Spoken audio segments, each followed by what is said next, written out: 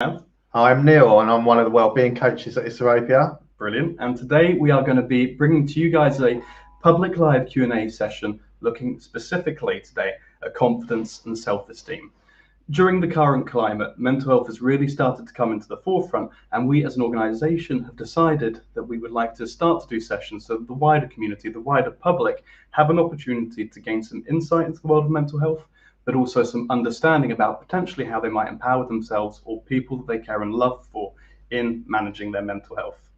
We are here today specifically to answer any and all of your questions that you may have regarding confidence and self-esteem. And if other elements of mental health start to creep in, we are going to be here to offer our experience and our insight.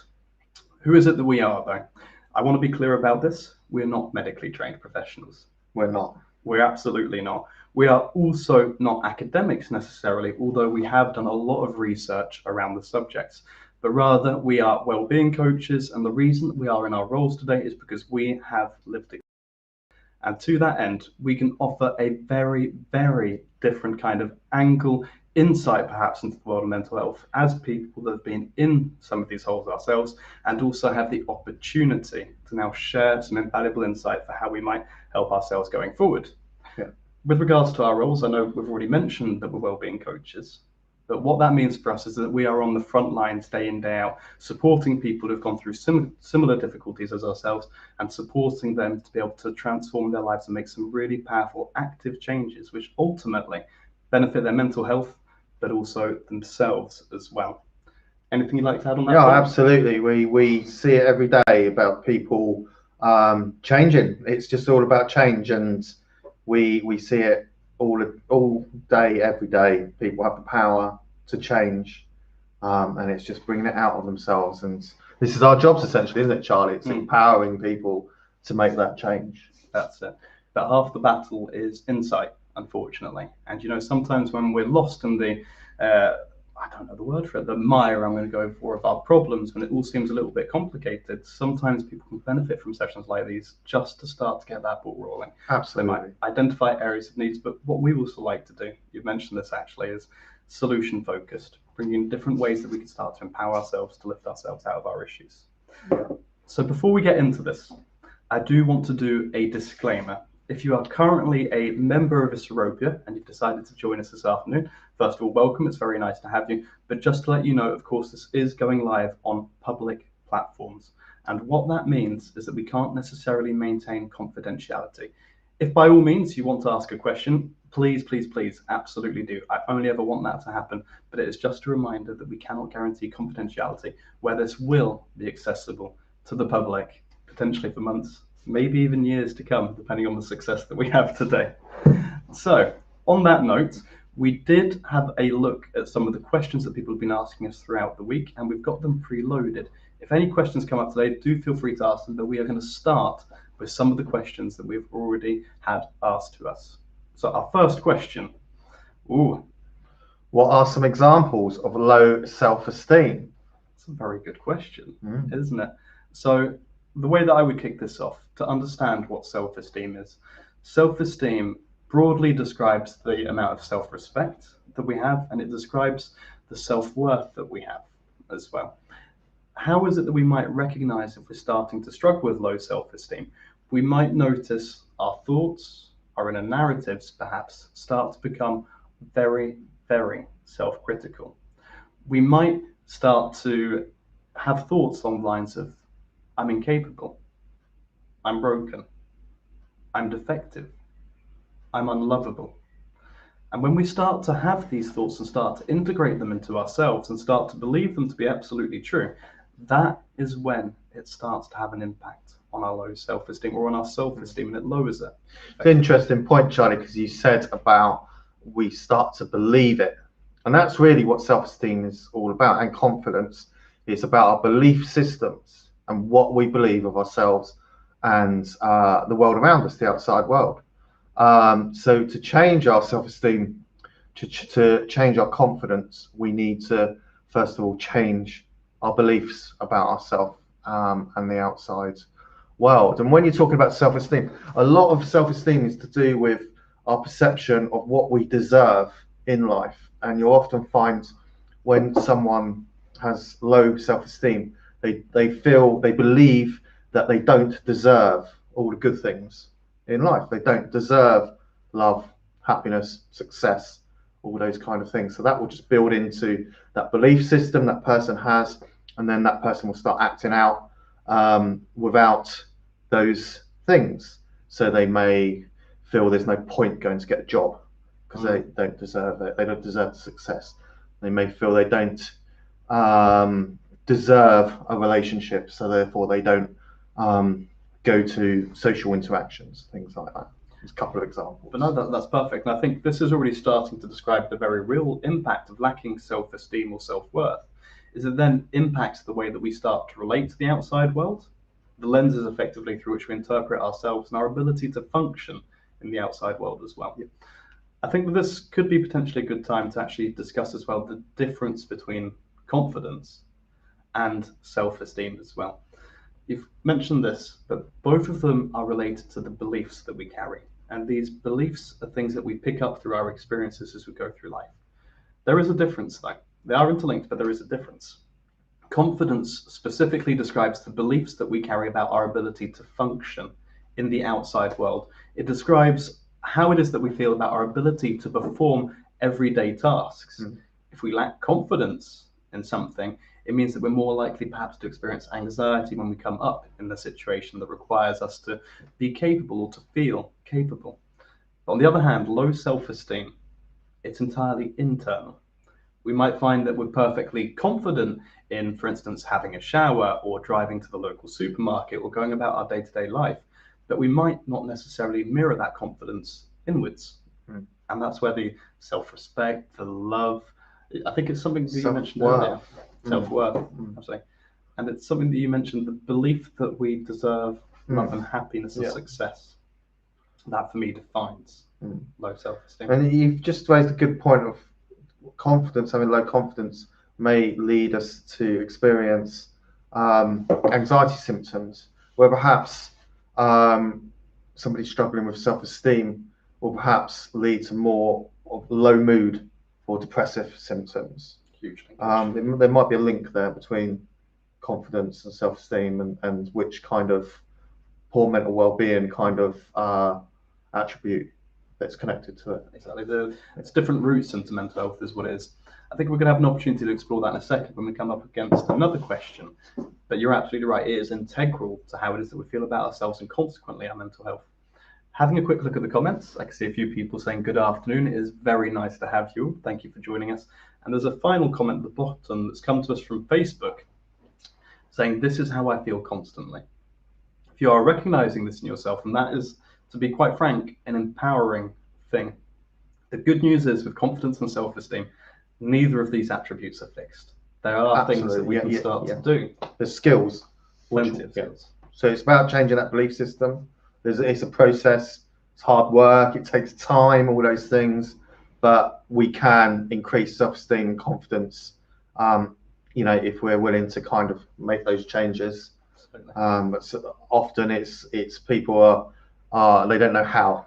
That's the big hurdle. It's like just don't know how to do it. And later on in this live, we'll give some tips and tools and solutions to maybe just making these small tweaks, these small steps to start to change that belief system. That process of empowerment. Brilliant. Okay. Should we have a look at the next question, see what we've got in store for today? The next question reads, can lack of self-esteem and lack of self-confidence be separate issues? Well, I think we just covered quite a lot of that, really. Yes, it can. You can be very confident in certain areas of your life, but be lacking that self-worth or self-respect in other aspects of life, or vice versa. You can be very, you can have a lot of self-belief and self-worth, self-respect. However, you can lack confidence in, say, social settings or in particular tasks. That's very true. I think that's a very, very good point to make. And if anything, to kind of, I suppose, clarify why these can be separate issues, I'll just share a little bit of myself. A few years ago, when I was particularly poorly, I would say that I always had confidence in some areas of my life. Perhaps it wasn't in social settings. Perhaps it wasn't in any of the areas that I really wanted to be productive in, but I did always have confidence in my academic ability. And this is something that was very true for me while I was at university. As much as I didn't feel confident going outside, going to the shops, I did always trust in my ability to pass an exam. But there, wherein I had some confidence, I didn't necessarily have self-esteem.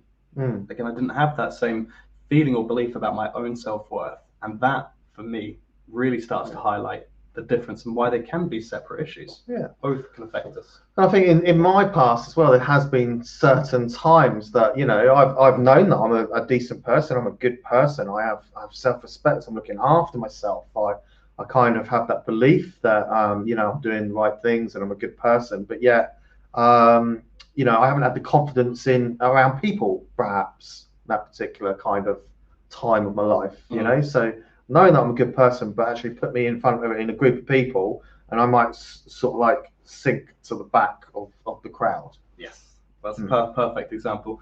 I want us to lead us on to another comment that's come in. Not Facebook, but somebody from Facebook is saying, I found that my self-esteem was also tied to past experiences. Having constant negative experiences made me feel as if I was the inherent problem, and it reinforced that I should expect more and more negativity in the future. Belief system. That's absolutely. But what I love so much about this comment is that it's really quite clearly identifying perhaps one of the roots that we can fall into, lacking confidence and self-esteem. This is an old example that I like to use, but generally speaking, for the vast majority of us, we are born into this world blank slates. That is to say that we haven't had any experiences which start to shape the way that we feel about ourselves necessarily, or that might give us confidence in going about certain tasks. But they're past experiences, whether we had a part to play in it or not, or it was just circumstantial, they start to form the way that we see ourselves. Absolutely. And again, whether we feel confident in certain areas or not. It's a great point.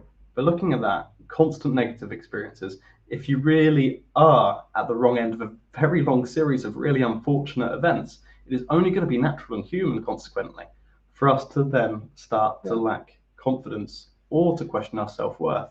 So an instance, for instance, if you had an experience where you were going through school and perhaps you were bullied, you were ostracized, you were cast aside, it would only be natural in that consequence for you to start to reform the way that you feel about yourself. You might lack confidence in social situations because you've never been truly validated or accepted for who it is that you are. Yeah. And self-esteem issues can also stem from our past experiences. If we've had betrayals of trust, a series of poor relationships, we can stop making it about the other person or perhaps the lack of connection that we had, but we can start to internalize it. Yeah, that's the word. That's a good word. Internalize. We're products of our experiences, really, aren't we? Human beings, we become that product of the experiences we have. And if someone has just had, you know, a whole host of negative, unhealthy experiences, then they internalize it, start to believe it, you know, believe it's them. So as we said at the beginning, it's about changing that belief system. But yeah, I totally agree, Charlie. It's a good way of putting it. And then there's the final part of that comment as well. And it is reinforced that I should expect more and more negativity in the future. And then consequently, we can find ourselves projecting the past onto the future. Yeah. This has happened to me X many times. It's only going to happen again. Confidence is not, low self-esteem is reinforced as well as we start to avoid perhaps the things that we want to get out of life. And bam, we can find ourselves right at the center of the problem. Brilliant comment. Thank you for sharing. Somebody else has just said hi. It's very nice to have you.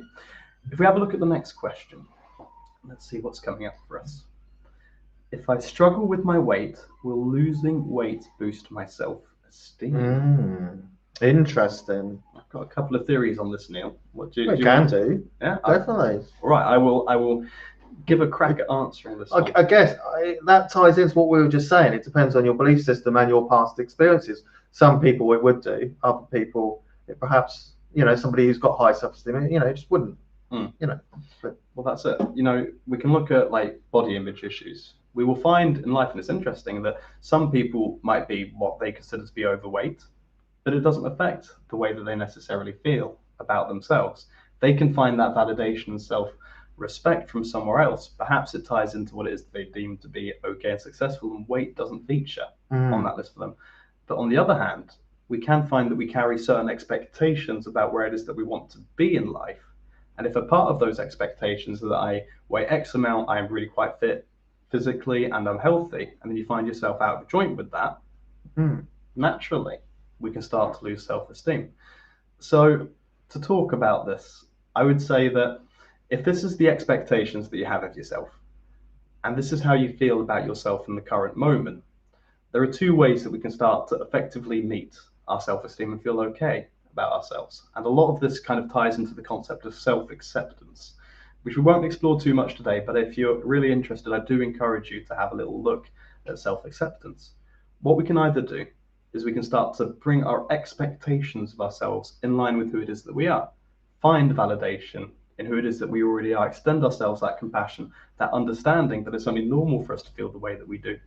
And in time, we'll start to feel better. But on the other hand, what we can do is we can start to meet our expectations.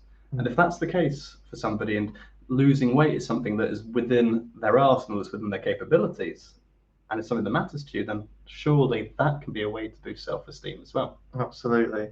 And this is where you can see that confidence and self-esteem are linked, because it's about having the confidence that you can meet your expectations, right? Yeah, that's a good way of looking at it. Yeah, it is. That's it. And if we're lacking confidence in our ability to go out and to make those changes, then we're only going to suffer. Yeah. It's catch-22. Yeah, absolutely. Interesting question, though. It's good. It can lead to stagnation. Yeah. That's what it can as well. I can see that we've got another comment coming in as well. I feel it's impossible to make new relationships due to my life experience, and then I have been treated by my ex. So I'm really pleased this comment has come in from Facebook, because what this is kind of disclosing is that there's a belief, going back to beliefs, that for whatever reason this person feels unable to enter into relationships, but because of the previous experiences that they have had. I'll just do a little self-disclosure. I want you to hear this loud and clear. It's perfectly natural to have that kind of expectation, to lack confidence in that area as well, if you've had so many bad experiences. I myself, when I was growing up, from about 16 to the age of 25, I had a series of very poor relationships. I'm sure, Neil, you've heard all about them as well. Yeah, well, I agree myself. I've been through that experience as well. So, yeah. And it is very natural for us to start to lose hope about the possibility of finding the right person or confidence in our own ability to function within a relationship if we have repeatedly been let down, been in poor relationships, potentially abusive relationships. But it doesn't have to be abusive. Any form of bad relationship will reinforce to you on some level potentially that you're not capable of performing in a relationship. And then it just builds into that experience, that belief that you have of yourself. Again, back to the beliefs. That's it. And I like that we're using the word beliefs a lot here, but this is what we're trying to reinforce here. All of it is integrated into our psyche from the experiences that we've had. We need to remember that going forward as well. Moving on to the next question. We have, drumroll, how does low self-esteem and lack of self-confidence affect someone's mental health problem? Okay, so this really does come down to anything that is impacting, your confidence, self-esteem, that impacts on anything that's stopping you getting on with day-to-day life, right? In any area of your life. So somebody with low self-esteem or low self-confidence may find that they're not getting their needs met in certain ways, whether it's working life, a social life, or in smaller ways, just lacking the confidence in asking things in the shops and things like that. That it's going to knock onto that belief system again of who you are, what the world's like around you, which can end up lowering your expectations of yourself, lowering your the respect that you have about yourself and other people, and all of this can lead to kind of anxiety symptoms, depressive symptoms, anger issues, frustration, and it kind of you start that snowball effect, right? That eventually you just end up with poor mental well-being. Exactly, that's exactly it. And this is why we like to say that this topic is just so crucial. It really is crucial when we're starting to look at our mental well-being issues, because it could be right at the centre. In fact, there was a gentleman called John Bradshaw who a few years ago hypothesized that underlying almost every mental health problem, not all of them, but almost every single one, there is a set of toxic, shame-based beliefs. What is it that he's talking about there? He is effectively saying that most of the people that have mental health problems, in some way, shape, or form, have poor self-esteem. Because of the things that have happened in the past, potentially, regardless of the reason it is there. But if we start to factor this into the bigger picture, and you were doing a very good job of explaining it, I think I want to reiterate it, perhaps more so for myself. If we struggle with low self-esteem or lack confidence, we are more likely to experience anxiety. We are more likely to overestimate the negative features of going into situations. We're more likely to underestimate our actual ability to cope with the challenges that we've got coming up as well. Consequently, as anxiety builds, anxiety is an unhealthy emotion. It starts to create blockages and barriers in us doing the things that we ultimately really want to do. What we will find is that we start to avoid, we might start to isolate, or generally we might start to disconnect from the things that previously brought us joy. In that sense of disconnection, depression can ensue, low mood, and if that goes on for long enough, this feeling of disconnection and not finding joy in your day-to-day life, you could well go see a mental health practitioner somewhere, and they might slap you with the label of depression, which is very useful in getting support, do not get me wrong. But it's interesting that if we backwards engineer it, we could see that perhaps confidence and self-esteem was really one of the initial problems there. Absolutely. And I think as this goes on with time as well, it's more inclined to impact his styles of thinking as well, isn't it? Where you're going to end up, having a lot of thought distortions, catastrophization, personalization, all that kind of stuff, black and white thinking. It's just going to enable that process easier, that, you're going to perhaps, exaggerate and catastrophize certain events more, which just impounds the problem in the first place, doesn't it? It just compounds, I think. Compounds, yeah. The depression and the anxiety and anger and all those kind of things. Well, that's it. Anger, another natural consequence of us perhaps being frustrated at ourselves, not being able to do the things that we want to do. But then that can turn outwards. We can then start to blame society, our parents, the people that have been involved in our lives previously, for the reason that we feel unwell. Cementing that belief system in. Cementing it in, exactly, that's exactly it, compounding it even further. But it acts on so many different levels as well, because as we start to drift away from things that we used to like, as we harbour resentment, we can also then start to lose our sense of self. Loss of identity can then start to ensue as well. And herein we have the enmeshing of all of the different topics that we like to discuss on these public lives. And I'm not going to tell you guys to do it now, but if you are hearing yourself in this, just make sure to look back over the other public lives, because it could start to give you this really clear picture of how everything is linked that we talk about here. Brilliant. Yeah. So I want to read a comment. A comment from Facebook says, I have struggled with my weight for years, and I have lost weight. As I have lost weight, I've gained self-worth around my body image. So this is the question from before. The more I lose it, the easier it is to participate in activities. It's like a snowball, where the more weight I lose, the more positive momentum I gain, and the easier it becomes to sustain. And that's very much a validation, isn't it? For number one, really good hard work around that, because I know it's a real hard battle to start to do initially as well. But that just shows we can either adjust our expectations or we can rise to meet them. Yeah. And that's rising to meet them. And that is one of the ways forward. Positive action. Yeah, exactly. For me, that just expresses the point about action just so much, and how it's so critical to make these changes. Well, it's vital. Without action, you're just not going to make the change. But once you start, and you go through a period of time of hard work to keep it up, but then it just gets easier and easier and easier, and you kind of just build it in and it becomes second nature, because you're getting so much out of it. You're getting so many positives out of it, and other areas of your life start to change, and as the comment said, it snowballs in a positive direction. It does. Yeah. And this ties in actually really nicely with the next question that we've got on screen already. Is confidence just around the way that I look? No. To give you the world's shortest answer on that one, the bottom line is no. It can be, but again, that can be a self-esteem issue, potentially, around not accepting the way that you look. But what you'll find is that if you're not happy with the way that you look, it can then start to affect your confidence in other areas, certainly social situations, for one. Yeah. You could, for instance, lack confidence in social situations because of the way you look, but you could find that you're perfectly confident in going to the supermarket, in going for a swim, in going for a run, in going about your day-to-day life.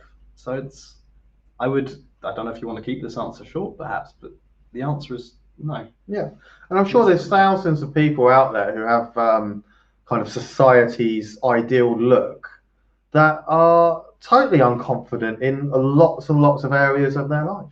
I'm sure there is, probably people that look like, the society's stereotypical kind of models who just crumble in social gatherings or in things that they don't know how to do, or in the other areas of their life. That's a huge point that you've made there. Huge point. I want to come back to a question that I did notice. And again, it's from Facebook. Wait, no, I've lost it. How do you get better self-esteem if confidence is low? So I'll have a pop at answering this.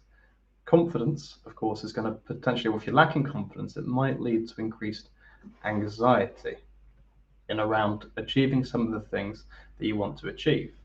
So a part of the answer in improving our self-esteem is going to lie in us taking positive action, giving ourselves new good experiences going forward to rewrite that inner narrative, to rewrite the way that we see ourselves. So it's mastering the anxiety to begin with.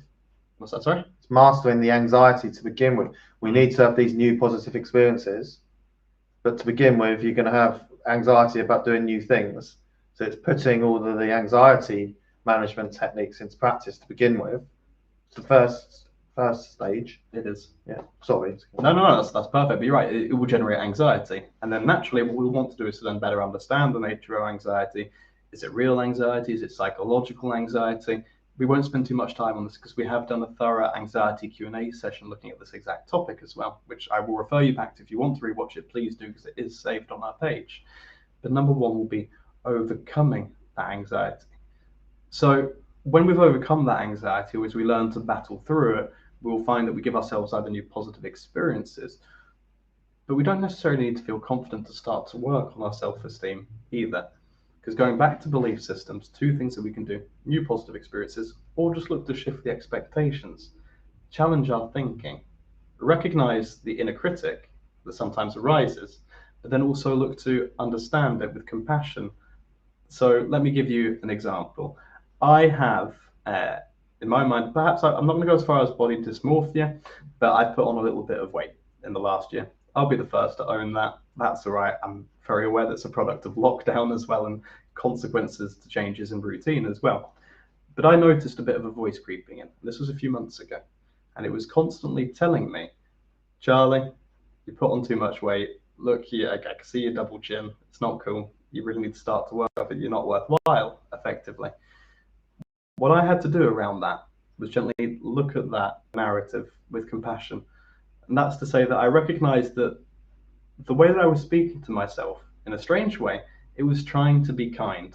It was trying to say, Charlie, you have these expectations of yourself, you need to start to get a move on. But here's the thing. If we can start to understand that our thoughts come from a place of genuine fear and concern for ourselves, we can then start to see them with compassion rather than fearing them. And what I ended up having to do is go like, there, inner Charlie, I know that that's how you feel. I understand that that's the case for you, but you're wrong. You're wrong. I don't need to lose weight. I'm actually okay, really, with the way I am. And shifting my thoughts, reframing my mindset, pushing that to the side a little bit, and shifting focus entirely. I don't know if that was convoluted. I tried my best anyway. Yeah, so it is about taking those techniques to increase confidence to begin with, or to master anxiety. It throws me back, Charlie, when we first started doing these lives. So myself and Charlie were letting you into a little secret. We were terribly unconfident. We had anxiety through the roof when we first started doing lives back in the first lockdown. Now a year later, after throwing ourselves in the deep end, using the anxiety techniques, growing confidence. It's like a cycle, isn't it? The confidence cycle of just building that expectation, knowing that everything's going to be okay because of past experiences of doing lives. Eventually, a year later, don't know about you, but there's not much anxiety at all today, or doing lives nowadays. We've become comfortable with it because we've allowed ourselves to take that steps to find the courage effectively to be able to overcome that. There is a little bit more that I want to say in this, but I've got a feeling that there's a question coming up, if I remember rightly, one that we'd got on our Facebook, or I can't remember if it was our YouTube, that really helps to kind of build on this as well. So we'll come back to that in a second. I'm just going to have a quick read of the next comment that I've seen come up from Facebook. My depression stemmed from social isolation. I was on medication for years. The only real impact on my depression came when I addressed the root cause and introduced myself to social situations. Depression stemmed from social isolation. Recognizing for this person here that there was a need for them to be a part of a community, to be a part of a friend group, being on medication for years as well, as a result perhaps of that the natural emotions that arise from not having that social contact, but then addressing the root cause, introducing yourself to social situations, getting that emotional need met. Therein lies the solution.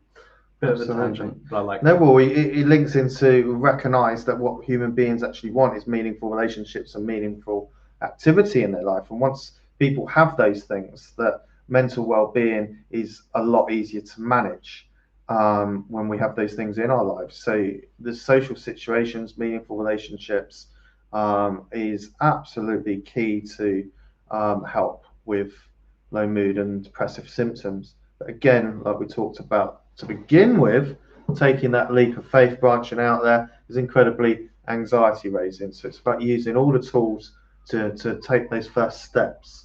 And then once you've taken the first steps, it's then learning to maintain it and learning. It's almost like jumping in the deep end. That's the first bit, and then learning to swim. Yeah, that is it. That's how we had to learn. And it works for a lot of people. But what we have the pleasure of discovering is a lot of the time we can swim. We're not going to sink. That's the pleasant realization that a lot of us will have for ourselves. Or at least float. At least float, exactly. Yeah, that's very good. So should we have a look at the next question? We have, big one. What came first, your lack of confidence and self-esteem, or your mental health problems? Right. Chicken and egg. I love this question. Yeah, it's chicken and egg, and it is kind of a personal thing. But for me, I really do feel that people have so many negative experiences, unhealthy experiences, and traumas and tragedies in their life that they can have, that it completely lowers their confidence and self-esteem to the point where they then start to develop depressive and anxiety symptoms. Personally, so for me, this is what I seem to be seeing. For me, I would personally say your lack of confidence and self-esteem comes first, but it is a bit of a chicken and the egg. I don't know. What do you reckon? I think it's chicken and egg because I think the two are so closely intertwined. It takes me back to John Bradshaw, the guy that hypothesized that this really is at the center of the majority of mental well-being issues. And if we honestly take the time to introspect, to look back, what we will find a lot of the time is that this is one of the reasons we might have fell into our issues. That's huge. But for you, first of all, what would you say? Narrow it down, Charlie. You openly admitted that you suffered with depression. Mm-hmm. What came first? Was it something that caused a lack of self-esteem? Your self-esteem lowered immediately, like completely, and then immediately you started feeling depressive symptoms. I'd say that the initial start of my problems was a breakup, a breakdown in a relationship. And it was somebody that I'd put a lot of time and thought into. It wasn't meant to be, and I can see that with hindsight. But the consequence of that breakup is that I then rewrote the inner narrative. Charlie, you're not lovable. You're not good enough. Your best isn't because your self-esteem had lowered. And it was the lowering of my self-esteem. And that was probably one, if not that probably was the starting point for me. then everything else starts to come into play. Yeah. But all from one event. There we go. Should we have a look at the next question? Yes. We have, I don't feel confident in talking to people, and nobody could give me enough money to go outside. Just realizing that's not a question, but it is a very good point. That's what it is. Okay, so it's a statement. I don't feel confident in talking to people, and no one could give me enough money in the world to get me to go outside. Okay, so this is kind of a statement suggesting that confidence actually comes when there's a reward attached to doing something, right? Whether it's a job, whether it's a relationship, whether it's money. We tend to fall into task or find the confidence to do a task when we know that there is something really beneficial for us at the end of it. So all of a sudden we find the confidence,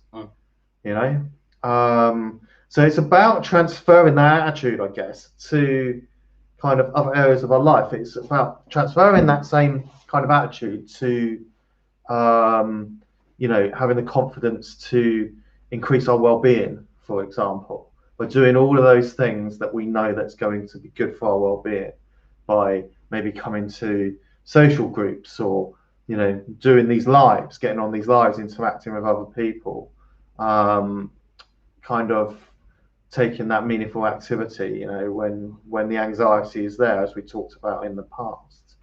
So, yeah, I think that is a good statement to kind of suggest that we find the confidence when there's something massively beneficial at the end of a task. And it's transferring it into our well-being if we want to feel better about ourselves. That's it. And just to dissect that comment even a little bit further, I don't feel confident in talking to people. A natural state to be in if we haven't had experiences that tell us that we're okay in talking to people. And nobody could give me enough money to go outside. And again, this ties into what you were saying. What we will find is that people find the motivation to have the courage to be confident when the reward is right. What this means for the person that left this comment right here is that money is not a motivating factor in life. And that's okay. And this is a question that I like to ask the members, funnily enough, when they're coming in through the structured program that we do. If I asked you to stand up in front of the whole group, it's hypothetical, and do a 5-minute presentation on your journey through mental health, who would do it? Everyone would say no. The vast majority of people aren't comfortable in doing that. I then say, what if it was £100 that I offered you to do that 5-minute presentation? Few thoughts, exactly. A couple of hands creeping up, and I have to tell them that I don't have £100. Yeah. And then what if it was £10,000, £1 million? And what you'll find is that more people are then suddenly willing to put themselves through that experience in order to later gain that confidence. But it doesn't have to be money, like you're saying. No, you could say, what if I could take your well-being issues away, your anxiety away, if you stood up and spoke for 5 minutes? And that's it. But that's the very real reward that all of us can stand to gain if we're able to take some of these steps. It isn't money. It could be progress in a relationship or a feeling, for instance. But actually, by taking these steps, we stand to gain a much greater goal than is ever possible through financial or materialistic means. Contentment, the goal. Feeling just okay. Feeling more comfortable, less stressed, less anxiety, increase in mood. But all of that requires us to take some steps, potentially to go outside, as is mentioned here, or talking to people rather, sorry. But that reward doesn't have to be monetary. We have to find what it is that motivates us and then put that as the end reward for taking the hard steps. Brilliant. And I think it stems just closely to the comment we had earlier. How do you get better self-esteem if confidence is low? Focusing on that long term to overcome the obstacles that anxiety start to put in. I'm just going to read a couple more comments. We have somebody that says, hello, very nice to have you. We also have a compliment. No, never mind. I'm going to stay away from the comments until I find one that isn't just having a conversation. We'll come back to those. So we should have a look at the next question. Well, there's without mentioning any names at all within the comments, but people are starting to chat amongst themselves, which shows that people have all of a sudden have found a little bit of confidence to talk to people they don't really know. So it shows that by just having the motivation to come to these lives, you've taken those first steps. It's all the stuff we've just been talking about. Taking the first steps, bit of anxiety, getting over the anxiety, talking to other people, probably going to walk away from this live feeling okay, feeling good about doing that. Hopefully empowered with some clarity and feeling good about the conversations that are already happening here as well. Yeah. So I've just seen a comment that I do want to read quickly. How do you keep your amount of anxiety healthy during driving lessons? I'm lucky to have a calm, reassuring instructor who takes things at my own pace, but I still find it hard to remain calm and confident in my ability. Oh, I find it hard, as in the back of my mind, I have everyone else's welfare too, which means I am constantly overthinking, even with simple maneuvers, which I know, but I struggle to do as I don't believe in myself. Any tips?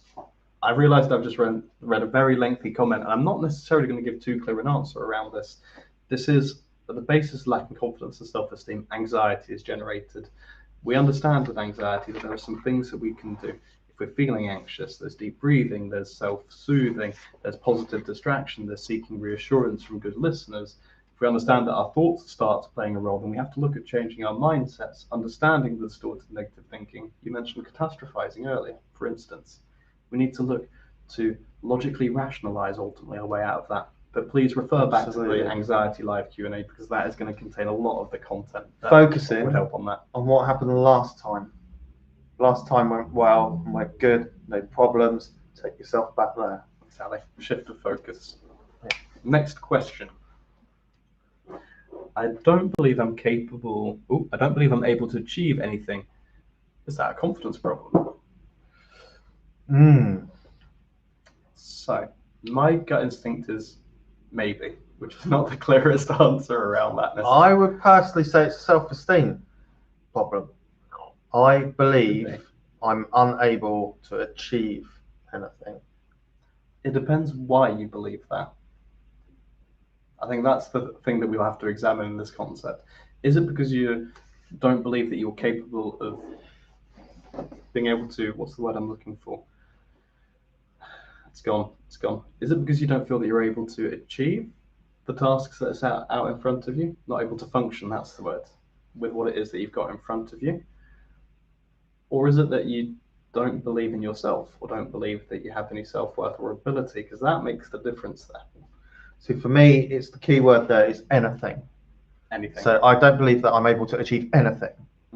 Okay, so really confidence is your ability, is your belief in your ability to carry out tasks, like specific tasks in front of you, what you've got to do that day. But when someone's saying, I can't do anything, that's a belief within themselves. It is that self-esteem. Then that becomes self-esteem. Absolutely spot on with that one there. So arguably, it's probably a little bit of both, is what it could be. But I would also question the person that wrote this comment initially, or wrote this question initially. Are you truly not able to achieve anything? I believe that if we do some honest introspection and we actually reflect on some of the things that we've done throughout our lives, you will find that you are capable. You are capable. And it's easy for us to make blanket statements from time to time. And that does happen when we get lost in the pits of despair, effectively. If this has been going on for a long time and we've not had any recent successes, the successes are there. And you are capable. It's just a case of helping yourself to recognize it, I would argue. All right, next question. Next question. Let's enjoy it. Ooh. Oh, what can I do to improve my confidence and self-esteem? Well, 101 things. There are just so many things out there that you can do, and it's just about recognizing what you can do and trying to implement some of this stuff into your daily routines, and also just going at your own pace. Okay, there's 101 things you can do, but perhaps it's just about finding one or two things that you can do, starting slowly, starting at your own pace. But I would personally say, if you struggle with confidence and self-esteem, the first thing you need to change is the way you talk to yourself. Okay, it's so important. If you speak rubbish to yourself, then that is exactly how you're going to feel.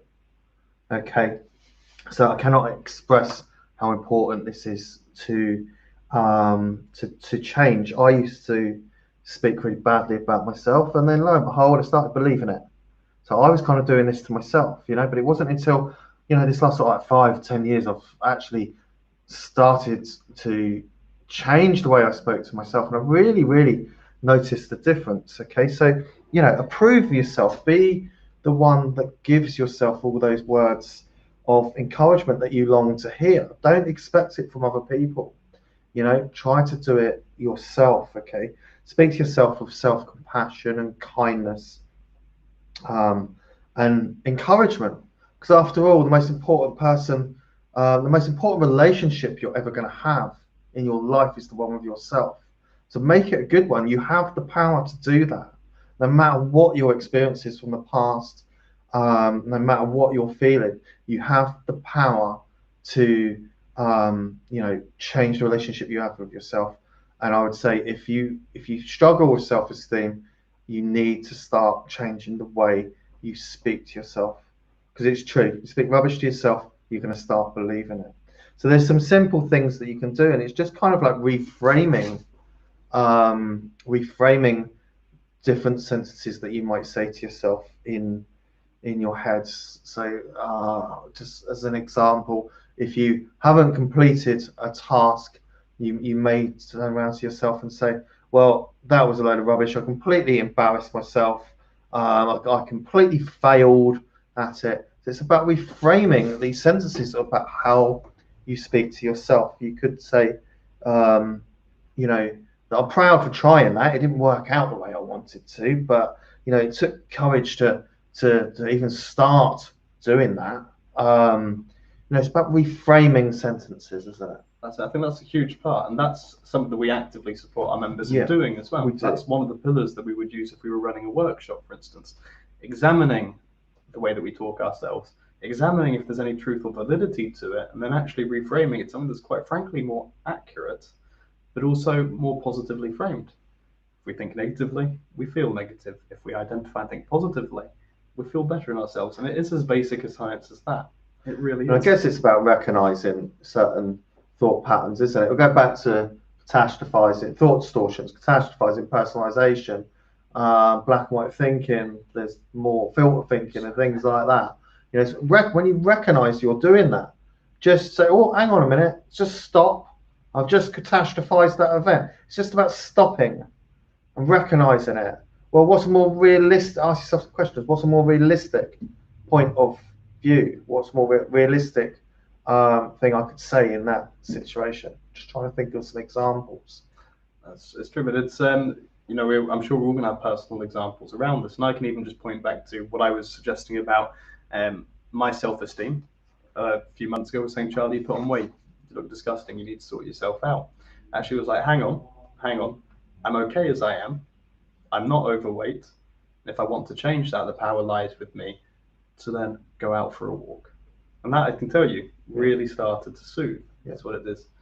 So we got one aspect there, which is talking about changing and shifting our mindsets.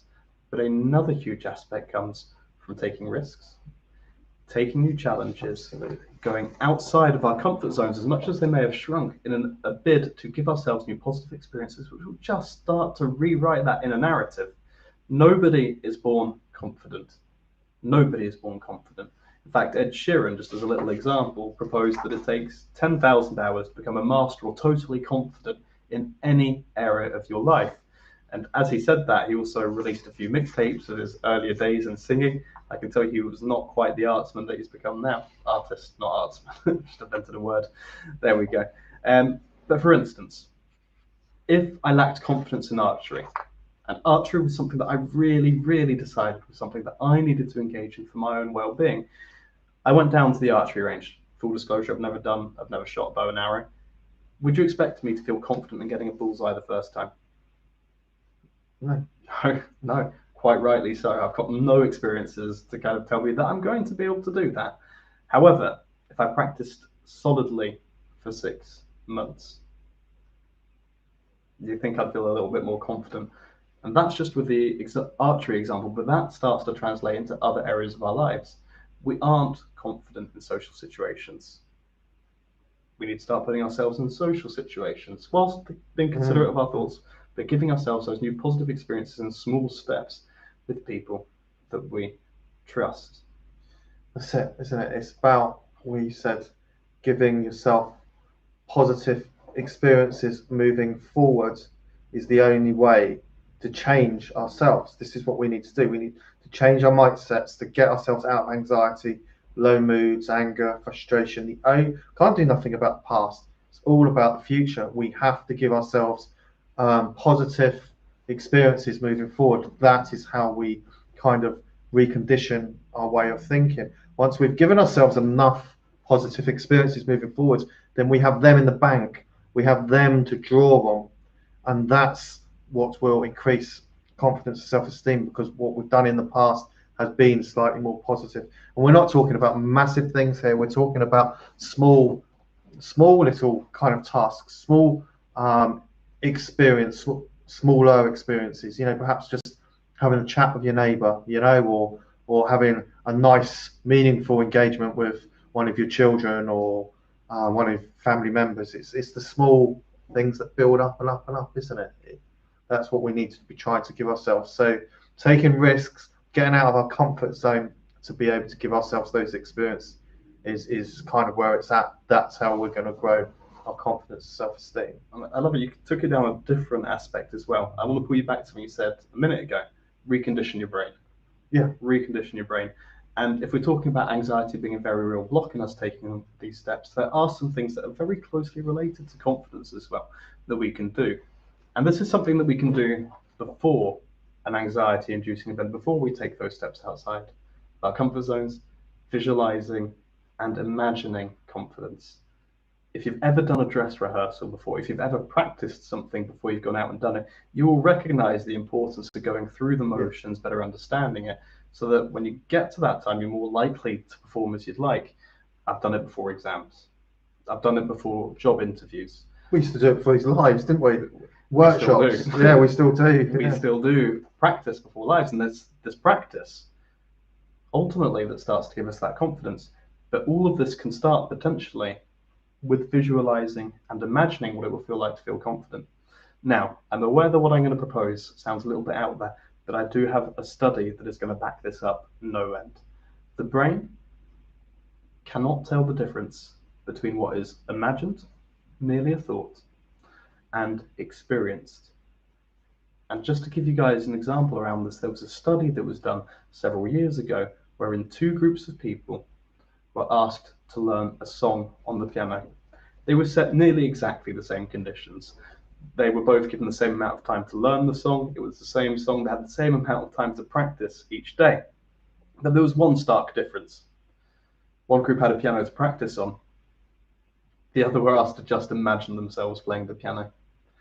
What they did at the end of the experiment, and this is, again, I'm not medically trained, so I'm going to get the terminology wrong. They hooked them up to a brain scanner. Not quite the right words, but what it did is it started to measure the activation of their neural pathways, and it also looked at areas of growth in the brain during that time. And there were amazing, amazing findings. In both groups of people, the same areas were activated and the same areas of growth within the brain had happened. And that's just remarkable, because what that tells us consequently is that visualizing and practicing something in our own minds before we get there is just as potent, just as powerful as doing it. Mental. I know that's, pardon the pun, but it is. It's mental. Well, I guess it gives the brain a reference point almost. So when you come to the event, the brain feels that it's already been there in that situation. So therefore the anxiety isn't half as bad, because the brain is not producing all that anxiety. It's thinking it's already been in that situation. It gives the brain a reference point to work on, sort of thing. That's it. That's absolutely right. And you used the word conditioned, didn't you? You're conditioned. Well, you conditioned your brain, right? You conditioned it yourself. Yeah. It's exactly what it is that you So practice everything. Any tricky situation, any kind of tricky situation that will give you anxiety, practice being in that position beforehand. We've done it and it works. So an example for all the football fans out there is the German football team used to do this technique of their penalties, and the German football team are renowned for always winning penalties, always scoring penalties, and they just used to imagine that they were scoring all the time. I think it went a bit further, like they used to hold their fingers together, and before they would take the kick, they would do that same thing. But they never used to lose. So, very good. probably it was down to that they visualized scoring and winning all the time. And that's it, and that translated into reality. Is what it did.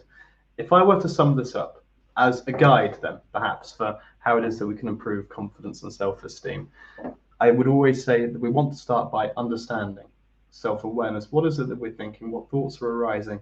Looking to manage and soothe those, to shift them using the power of rechanging your mindset, positive self-talk. Next, clarify and identify where it is that you want to feel more confident in.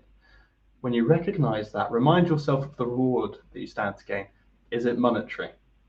Is it a progress in a feeling or a relationship? Is it something materialistic? Or is it actually that you're taking steps towards your mental well-being and reaching that ultimate goal of contentment, around which I've seen there's a comment, I just want contentment, priceless. We'll come back to that a little bit later.